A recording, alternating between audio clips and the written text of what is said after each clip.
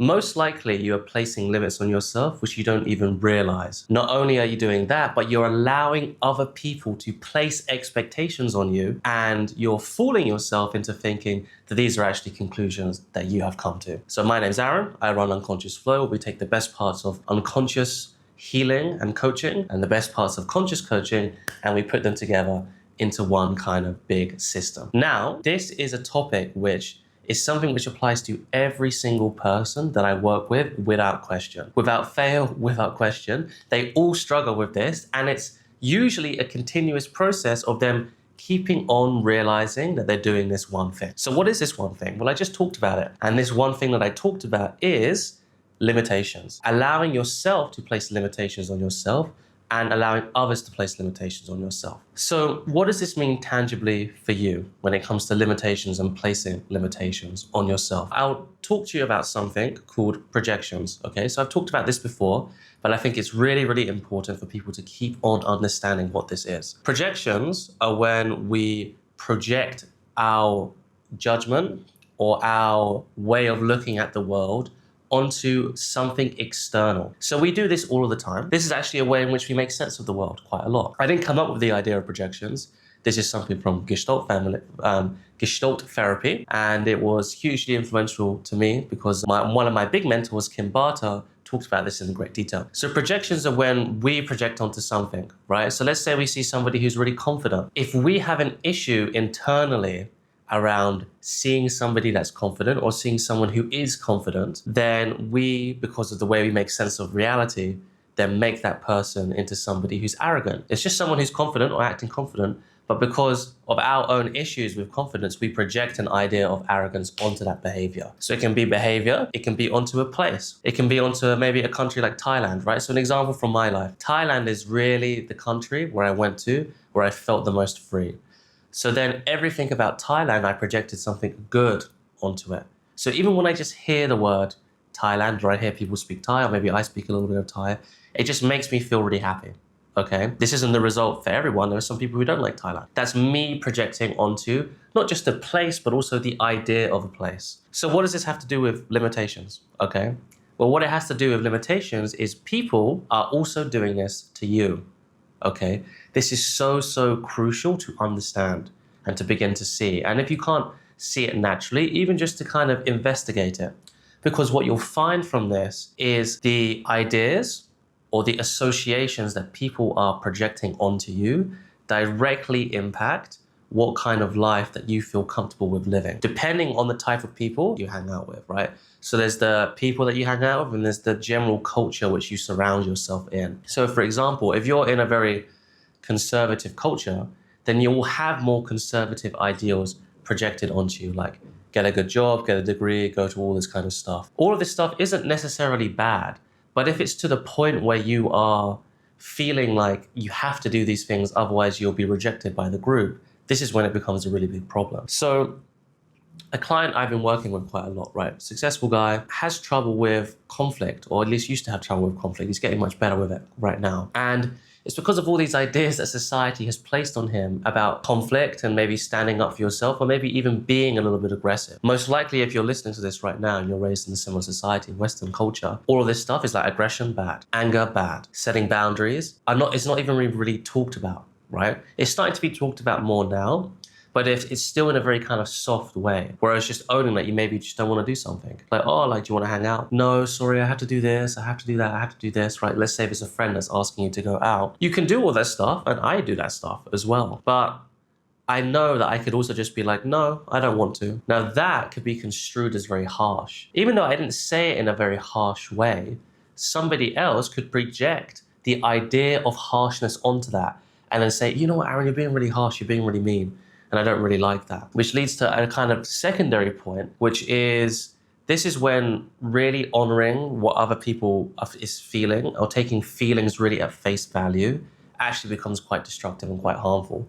Because just because somebody is feeling a certain way, it doesn't supersede you doing something, especially if you didn't do it in the way which they are projecting onto you. So how does this relate to limitations and freedom and placing, a lot of value on freedom, but feeling like you can't quite get it, right? This whole idea of inner freedom. How you achieve true inner freedom, where you feel free, whatever you're doing, whatever you choose to do, right? On the surface, my life looks super free. I'm location independent. I have an online income, which makes me super independent. All of my friends are all around the world. Go and meet as many people as I want. Go to as many different places as I want. This seems very free on the outside. However, if I was doing this, having this kind of lifestyle because I was supposed to, and because it was really pushed by culture, which is kind of happening with the digital nomad culture anyway, to begin with, I could have all of this external freedom, all of this monetary freedom, all of this social freedom, whatever you want to call it, okay? And it still wouldn't be enough. Because it wouldn't be my freedom. It would be the idea of what is good being projected onto me by everybody else. So you got to identify these projections. You got to identify how people are going to put ideas onto you. And the easiest way to do this, and most people are not going to like this, is you look and you see how you are doing that to other people. It's super easy to use yourself as a conduit first. It's not to do with judgment. It's got nothing to do with judgment. Judgment is something different, which you can do a different video on. It's more about, let's say if I go to Starbucks, right? I don't really like Starbucks, and I get a bad coffee, and I feel a little bit of disappointment onto that because I don't think Starbucks has very good coffee. It's because I projected an expectation that this time was going to be better, or this time was going to have a certain standard of a certain way of me liking my coffee. That's me projecting. There's nothing evil about that. There's nothing bad about that, which is also what this exercise is going to do, right? To kind of detangle the idea of projecting and judgment from each other. It's detangling those kind of things. Okay, it's got nothing to do with being bad or good. It's just a way of making sense of the world, and we can do it. So with step one, what you get really comfortable with doing is you get really comfortable with seeing how you are placing ideas and expectations onto things, places, or people. So you first of all realize that it's really natural.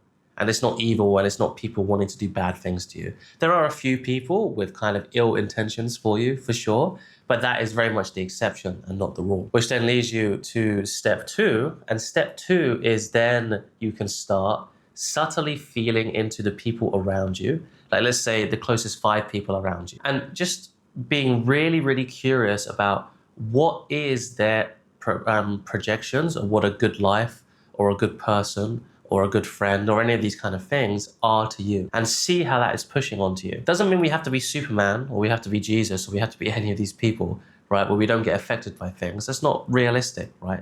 It's more to do with noticing the big kind of pressures and clashes, which puts what you want versus what other people want together. Because then what I would then say is the third step is you identify the top 20% of things which are impacting your own expectations of yourself for 80% of the time, right? The 20-80 rule or the 80-20 rule, okay?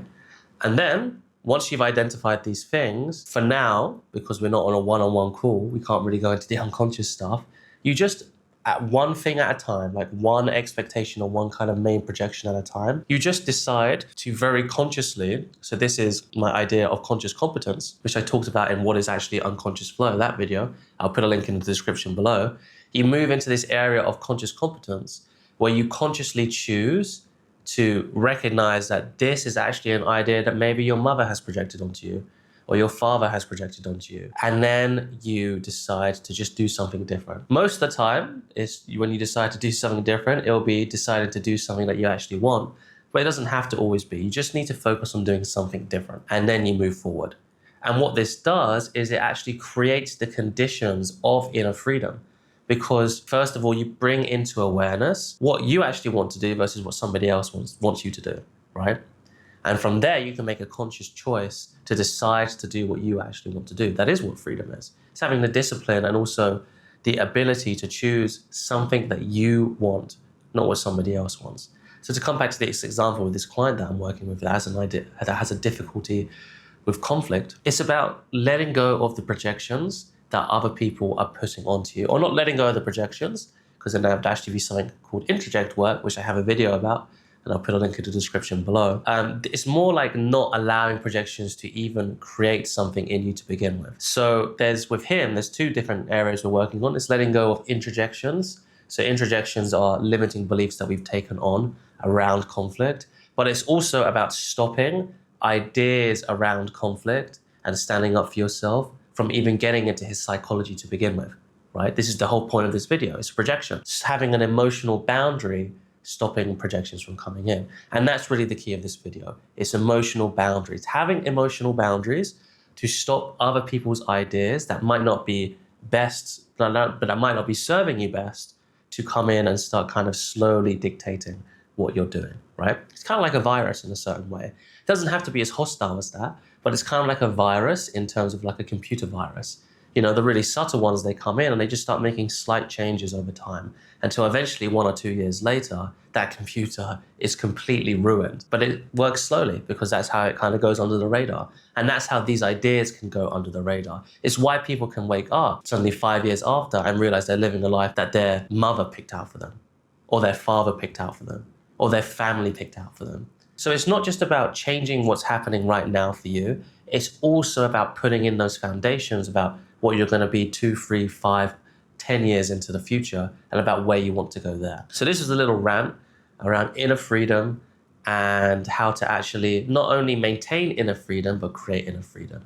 And we zoned in onto the idea of projections here. If you have any questions, please let me know in the comments, because I do video replies to anyone that comments, okay? So it's a bit of free one-on-one coaching. If you want something a little bit more, I do have my one-on-one link in the link below, where we don't do any hard selling, or I don't do any hard selling. There's no hard sales. We just genuinely see where you are, what you want, and how I can help you, and how to move forward from there. So it's very low pressure. And if you're not quite ready for that, I have 2 to 3 videos coming out every single week. And I have, already almost like a dozen videos in my YouTube channel. So you can just stay tuned for that, okay? Hopefully this is very helpful for you. Please leave a reply in the comments if you have any questions, and I'll see you in the next one.